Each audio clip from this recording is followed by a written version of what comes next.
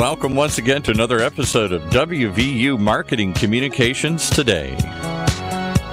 Live from West Virginia University. It's the only syndicated show that sits squarely at the intersection of data-driven decision-making and modern marketing practice. With your host today, Matthew Cummings. Hey, Matthew. Hi, Paul. How are you? I'm good. He's taking headshots of me, snapshots, and sending them to me here on Skype here. I didn't know I looked that sharp. I could get that keyboard working.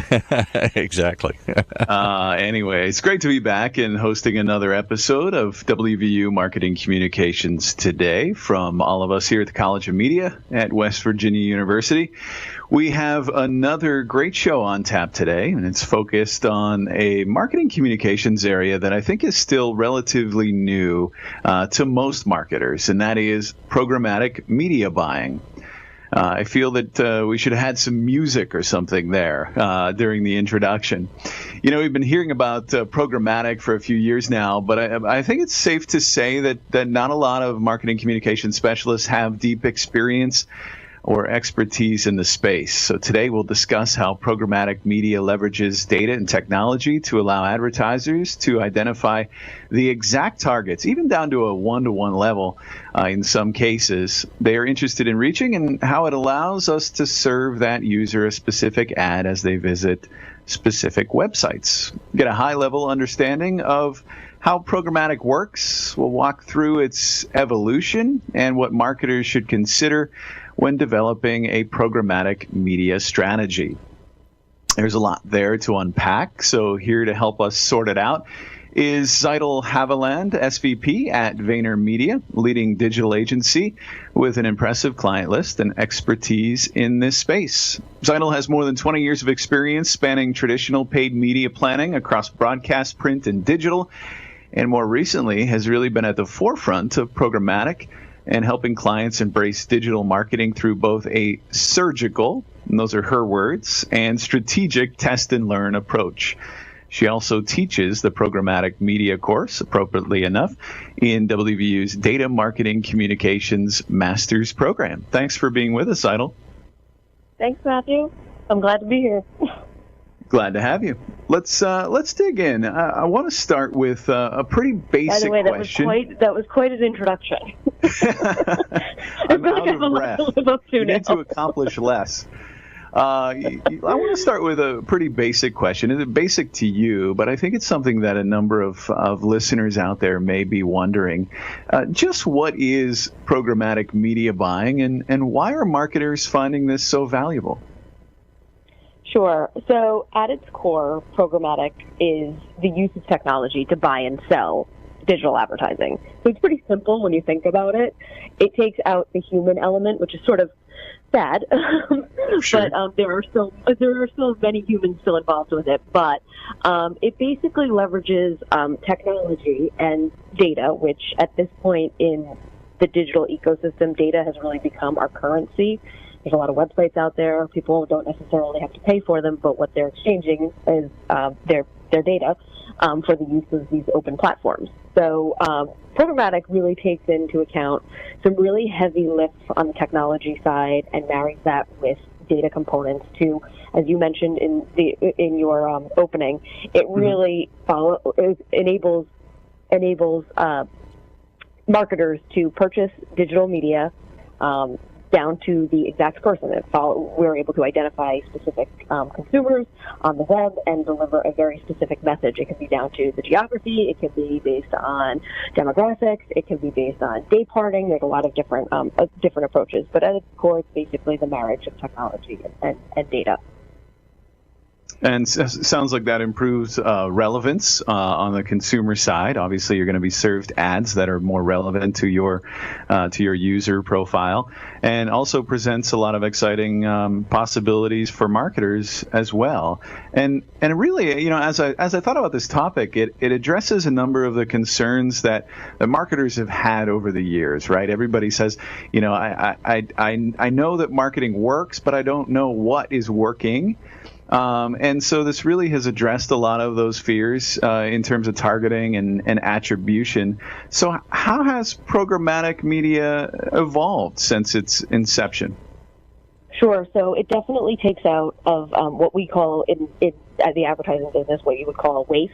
So you buy a lot of television, and you knew that you were getting a fair amount of your target, but I don't know exactly how many, and I don't know how many more I'm getting that I don't want. So the programmatic element is really, to your point, that one-to-one, and so it's evolved so significantly since its inception. I mean, really, this has been going on for about 10 years, but it really ramped up over the last, I would say, 5 to 7 years. Programmatic was actually born out of a necessity to automate some of the things that were going on within digital, because it took such a heavy lift from the human element to be able. There's so many websites.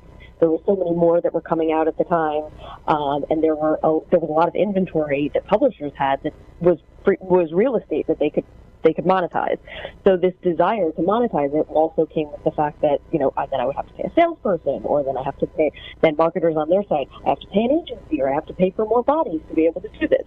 So it was born out of necessity, like many inventions. So really at its start, programmatic started as, if publishers had remnant inventory that tended to go unsold, they would bring it to the programmatic platforms that were starting to crop up. They were these, and the really interesting thing about programmatic is it was actually leveraged from financial trading technology, if you think about it that way, because it's all based on bidding. Sure. So if you were buying and selling on Wall Street, you would be using a specific type of technology. That's sort of the center of where programmatic started. The marketing and advertising industry embraced that, started to monetize it on the advertising side. So publishers would bring a remnant inventory and say, can you please sell this to someone? And maybe it'll have value to them. And there were small tests that were done that leveraged some of the data that advertisers had.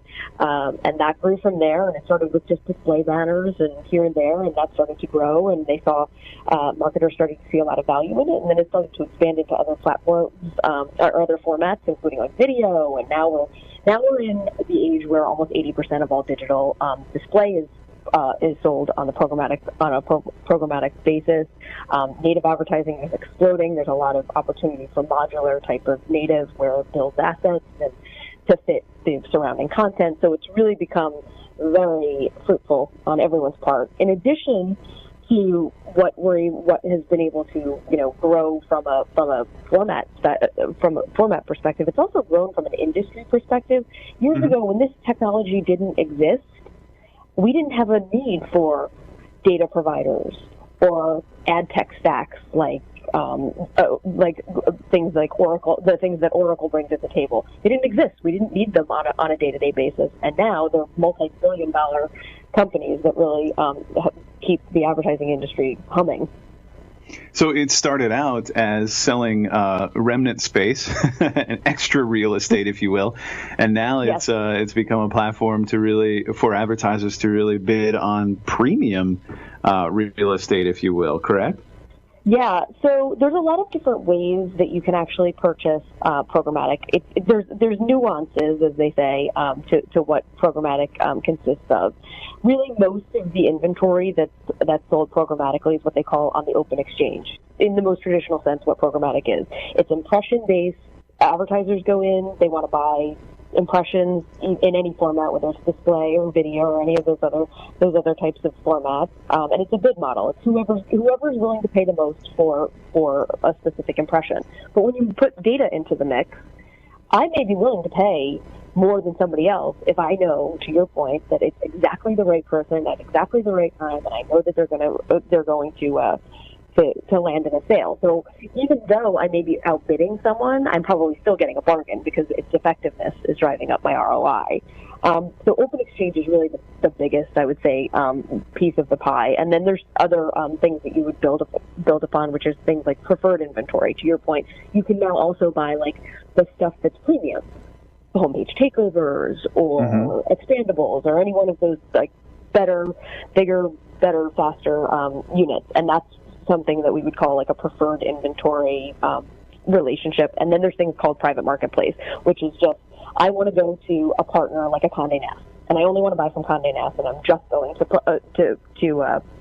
to transact with them programmatically, and that's another type of programmatic. So that's another way it's evolved. It's not just the Wild West of bidding on these impressions and getting rid of the waste. The industry has really improved in terms of building out specialties and specializations. So I'm sold. What do marketers need to consider or evaluate when they're developing their programmatic media approach? How do you begin? So the first thing I tell everyone is, what are the goals? What do you want to try and do? It enables marketers to execute a number of different types of goals. It can include retention. So do I want to retarget someone? Or penetration. Do I want to prospect? Do I need lookalike targeting? If I know who my consumers are, can I take the data that I have from them and build another type of consumer, build the same type of consumer out of new people? Can I do creative testing? So what are the goals? That's the first thing.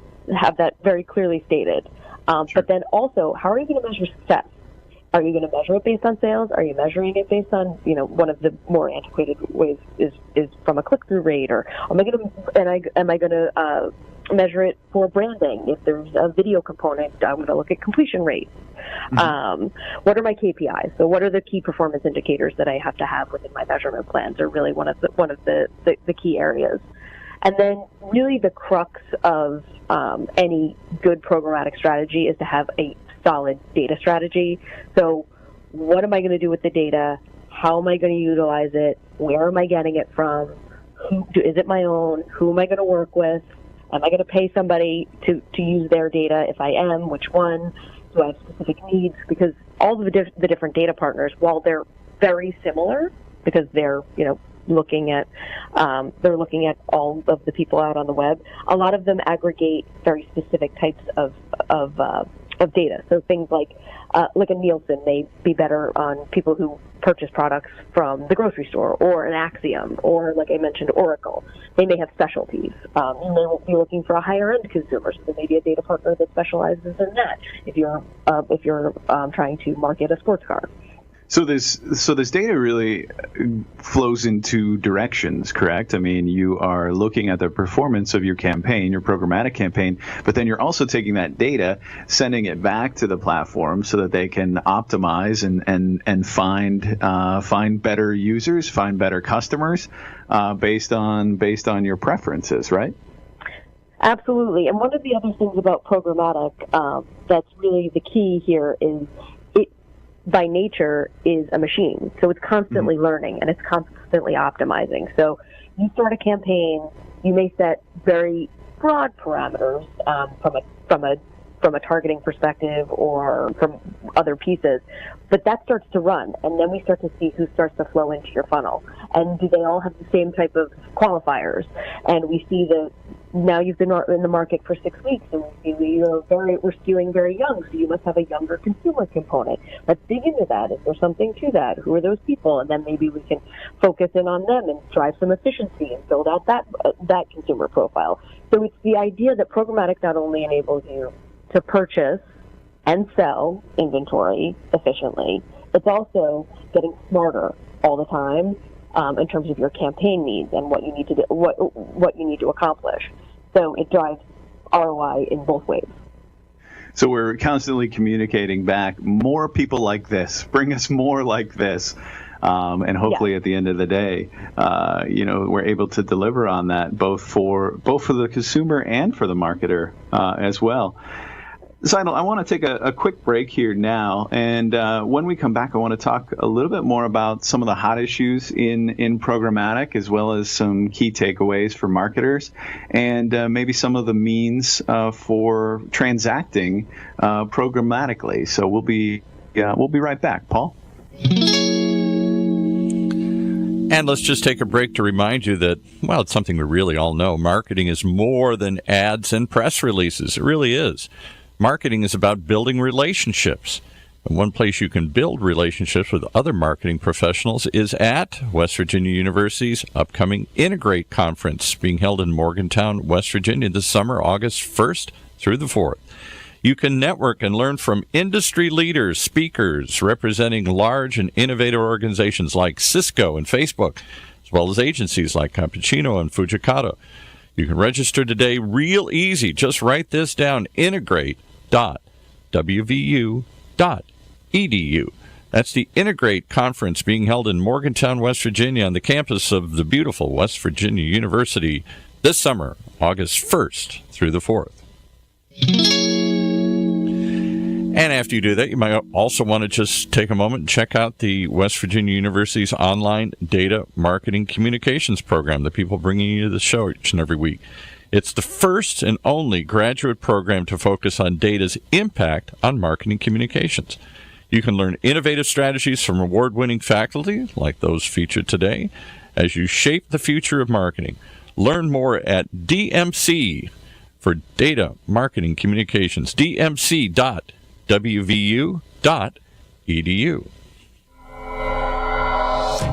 Okay, given the mystery around this subject here and the sci-fi nature of it, I thought we'd add a little music here to bring us back into the show here. There's that music I was looking for. There earlier, it is. Huh? There it is. Speaking of award-winning faculty, Paul, we have one of those with us today, Tzeital Haviland, Data Marketing Communications Instructor and SVP at VaynerMedia. I want to jump back into it here again. Still a lot to talk about. You mentioned some of the platforms and some of the tools and technology a little bit earlier, but what are some of the different means of transacting programmatically, and is there a benefit to working with one over another? As with anything, as things grow, they start to evolve and change. So there is a boundless amount of of ways that you can transact programmatically, and it all depends on what you're trying to accomplish. There may be there's no one-size-fits-all platform to transact, and I'm thinking I'm going to speak in terms of the buyer on the buying side versus the selling side, which would be publisher side. But from the buying side, for a smaller advertiser, they may find value in working directly with a vendor like a MediaMath, where they can just go to a programmatic exchange and say, I need to accomplish this, and they would execute it for them. So nothing wrong with that. There may be some at what we would call ad tax, where they're taking their tech fees and things like that out of the cost to transact. So there's a little bit of downside to that. But if you don't have the means to transact on your side, totally fine. If you're a larger scale advertiser, which has multi-billion dollars in the market, and at any given point you have a media agency that you're working with, they may have their own agency trade desk that you work with, and basically that leverages the programmatic technology. They build out their own platform in their agency, and they transact on behalf of all of their clients. And the benefit there really is from a knowledge base. It may sound, like we just do a set it and forget it from a programmatic side. You just punch in some of the parameters and the machine goes. There's actually is quite a bit of human element to this. There are specialists. A lot of people have come over, as I mentioned. There's a financial element to the technology that we use. There's a lot of financial analysts and traders that have moved from that industry into the advertising industry because of programmatic. So there's actually a lot of human element with hands on keyboards that are monitoring these buys. But if you're talking about an agency trade desk, there may be hundreds of people transacting on a daily basis. And they're constantly getting learnings and seeing trends and building out theories and being able to cross-share knowledge. So there's benefit to that. Again, you'd probably be paying a fee to your agency, but nothing wrong with that if you're getting value out of it. And then there's also the idea that you can just go to what we would call an ad exchange, which is that sort of open real-time bidding platform. There's self-service. You go in, you do it yourself. It's efficient, but, it does require you to have to, manually do hands-on keyboards as well. But there's a lot of different ways that you can actually execute programmatically. What we tend to use in the industry, there's a fair amount of prevalence to working with what we would call a demand-side platform. They have a good reputation with advertisers. They provide a variety of inventory types. They have built-in infrastructure like self-serve platforms. So it all depends again on what your goals are and how you evaluate your partners and where you find value. What are your needs? Do you have a need for human bodies? Do you have a need for inventory? Do you have a need for long-term management? It all depends.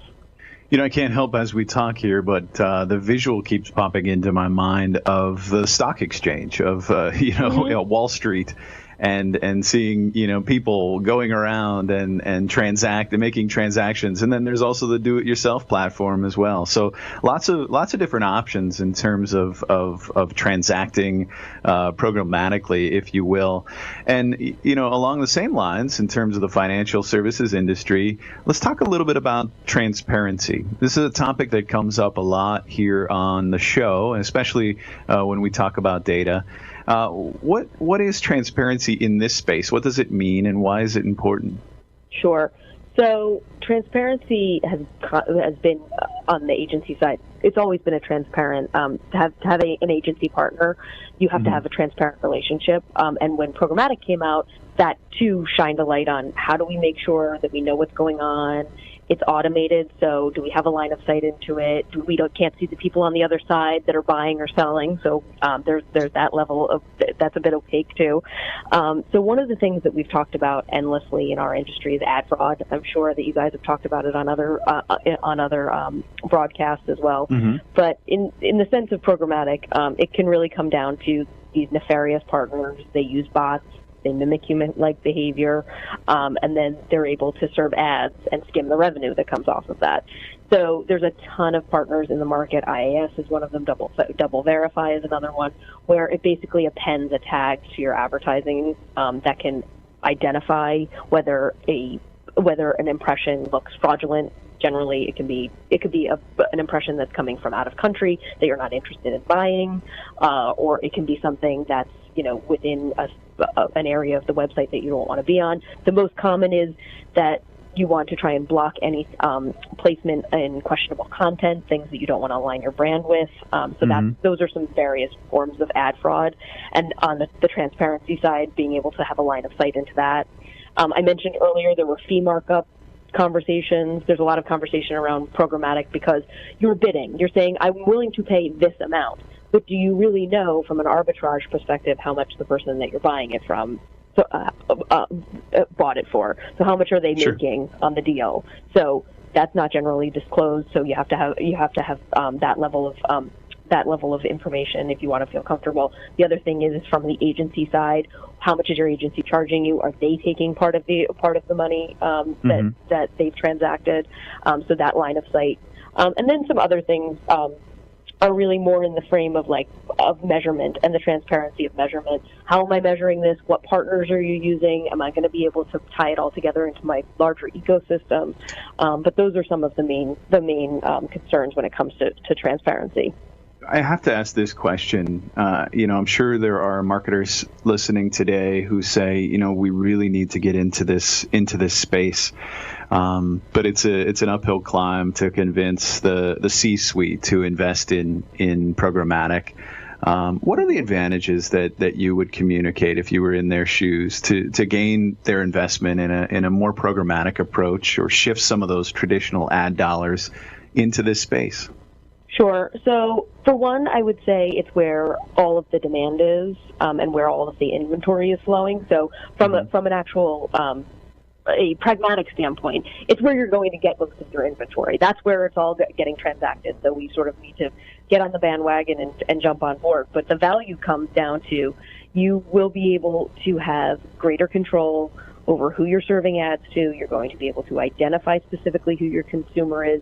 You're going to be able to optimize in real time because, as you mentioned, you're picturing Wall Street. Those guys and girls are sitting on those computers and they are seeing the trends in real time, and they're able to shift dollars immediately. And as I mentioned, it's entirely driven by learning. So the actual platforms are optimizing automatically as well. So it's all automated. Those are just some of the top line value. The other areas are this is driving a great deal of ROI. It's an opportunity to start testing and learning a lot of different things. You can learn a lot more about your consumer. You can leverage already existing assets like CRM files or website visitor data.